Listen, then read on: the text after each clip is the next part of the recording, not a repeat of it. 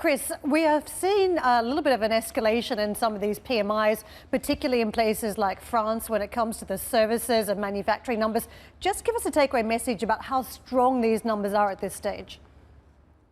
Good morning. Yeah, they're encouraging. I mean, these are better than consensus generally.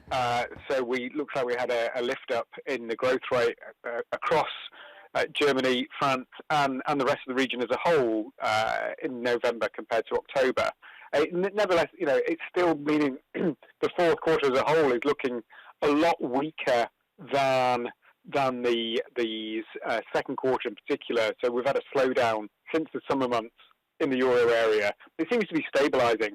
We've got manufacturing, it's beset with ongoing supply issues.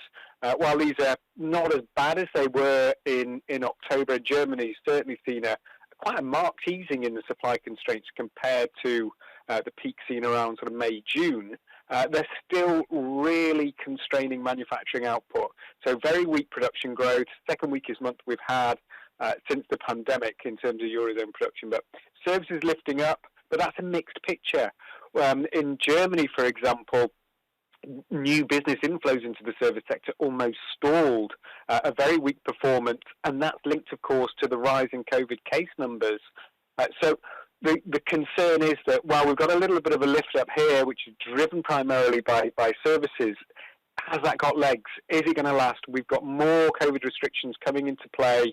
It looks like we'll have more business disruption, therefore, into December, which could cool these numbers further.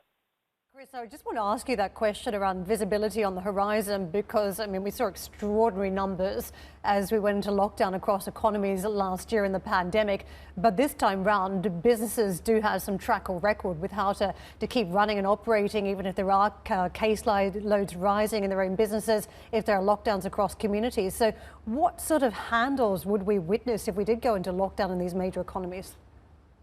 It depends how tough these lockdowns are, of course. Now, one of the things that we've seen around the world is that countries that are trying to fight COVID with zero COVID policies, their lockdowns are far harsher, leading to much more significant economic disruption. The likes of Australia, for example, we've seen very weak numbers and very strong rebounds, but big damage when those lockdowns do happen. In Europe, it's potentially going to be a little bit different because of the vaccine progress made. That there will be restrictions rather than full-on lockdowns. We're not going to see the likes of what we saw earlier in the pandemic, where huge swathes of the economy, including manufacturing, for example, shut down. We're not going to see that again. We are going to see volatility. We are going to see disruptions to many parts of the economy, most notably travel, tourism and recreation. That's already weakening. It's weakening quite significantly in the euro area at the moment, most notably in Germany. We're going to see that as a drag on the economy. It could, if the cases rise to significant levels, of course, mean that we'll see another downturn, but it should be a lot milder than we saw earlier in the pandemic.